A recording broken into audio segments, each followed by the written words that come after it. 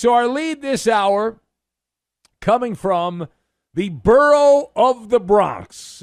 Trouble in paradise as it continues to bubble up. Another plot twist to the season slipping away from the Yankees. Is that too dramatic? Yeah, probably so. But they suck right now. Whether they're good again or not, it doesn't matter. In this moment, we do the show today. And in today's show, the Yankees are terrible. So you haven't been following along. While that has been going on, El Capitan of the Yankees has not chimed in. Aaron Judge, he's not said anything negative about the Yankees, but someone very close to him has.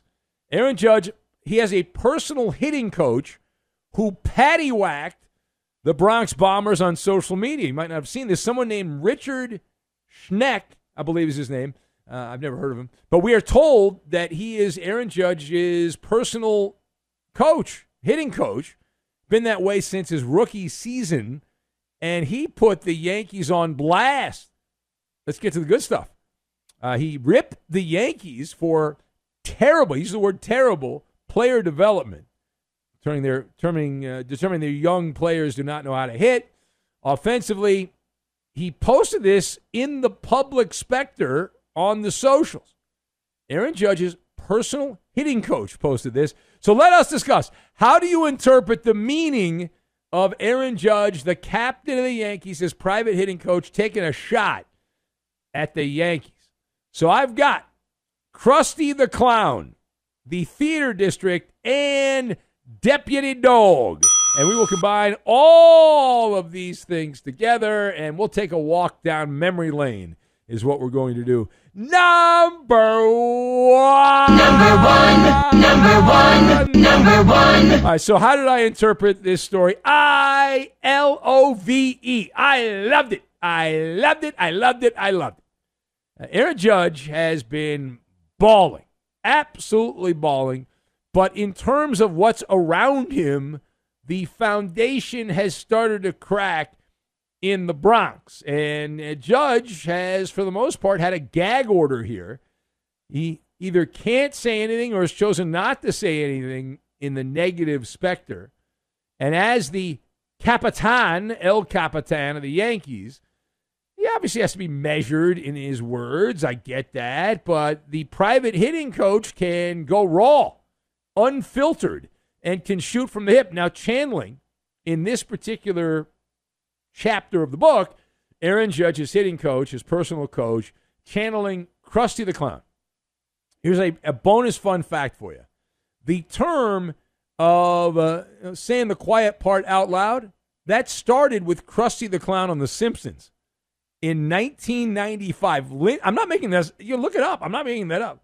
That phrase, and that's essentially what the hitting coach is doing, right? He's saying the quiet part out loud is what he's doing, and that's exactly what's happening here. And the raw emotion, if you're Aaron Judge's coach, he's already gotten the forever contract, but you want to see the team have some success, and Aaron Judge, to truly be an icon with the Yankees, you actually have to win a World Series. And while he has been monster mashing in the summer air there in the Bronx, the Pinstripes have lost 14 of their last 19 games. That is the worst stretch of baseball. Fertilizer. It's fertilizer is what it is. In the last about a month, it's been about a month, they're the worst team in baseball. All right, now, page 2. Staying in Gotham. We are told that the Miami baseball team, which does not play in Gotham unless they're the road team, but the Miami baseball team has put infielder Jazz Chisholm Jr. up for sale. He's on the midseason flea market. We're about a month away, a little less than that, about a month away from the trade deadline.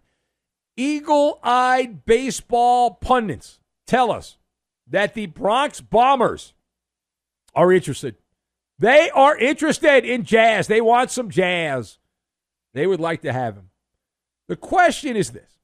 Would the Marlins, Jazz Chisholm, infielder, play second base, Yankees don't have a second baseman this year, would that make sense for the Bronx Bombers? So I'm nodding my head yes, and I'm never wrong about these things. But not for the reasons you probably think. Right? He would be a proper fit in this vintage of the Yankees. And here's why. The Yankees might say they play in the Bronx, but they really are stuck in the theater district. And I'm not talking about Broadway. I'm talking about kabuki theater, right? Style over substance. And that has been one of the knocks on Jazz Chisholm, as it has been this Yankee team. But he's a guy that people have criticized, and they said that Jazz, while he's made an all-star team in his career, he's obsessed with trying to look as cool as possible. And he often will take plays off, give minimal effort. And he's not very popular. There was a survey done behind a paywall a couple months ago, and Jazz Chisholm was voted one of the, if not the most overrated. I think he was in the top 2. I think he was the most overrated. So I bring this up because Aaron Boone, the way he manages the Yankees, it's like he's managing a country club. Laid back, laissez-faire, la, la, la, la, la, just like that, right? Doesn't hold players accountable. I'll give you an example. If you're watching the Yankee game on the 4th of July yesterday, outfielder Trent Grisham was out there in center field, and there was a basic base hit right to him, and he lackadaisically came in and then, of course, booted the ball, giving up an extra base. And it's not the first time that's happened. Juan Soto has mastered the big league jog, for example, and cutting corners and not playing at full speed. And Aaron Boone doesn't seem to care. He doesn't care. He is just a middle manager. He just follows what the nerds tell him to do, and he doesn't really want to get the players upset, so he lets them be lazy. Yeah, that's how that goes. All right, now, final point. We stay in the American League East, but we move to Canada, where the poutine is fresh and the baseball is manure. Vladdy Guerrero Jr., is he going to be traded? Well, he has announced he wants to stay in Toronto. But he did also point out he understands that it's a business. He said, quote, this is a direct quote from Vladdy Guerrero. He said, man, I don't want to leave, he said of the Blue Jays. Quote continues, I want to stay here all my life, but this is business, close quote. So here we're going to look at it this way. So the question here is, does it matter that Vladdy Guerrero Jr. says he doesn't want to leave the Blue Jays? So I'm shaking my head. No, is what I'm doing with my eyes closed. And this whole story is cartoonish. And Vladdy is going deputy dog. Old cartoon. Deputy dog. He's deputizing the Canadian fan, the nice Canadian fan, the Blue Jay fan. He's playing good cop. Vladdy is the good cop. I want to stay in Toronto. I love Toronto. It's wonderful. International city, clean, beautiful. Politics a little messed up, but I love it. You know, the whole thing. However, the Jays in this story are the bad cop. They don't want to pay him. Boo-hoo-hoo. Scrooge McDuck. They don't want to pay him. So, again, Vladdy, he's deputizing the Blue Jay fans to make a ruckus on social media, sports radio, and push them to give him the contract his heart desires.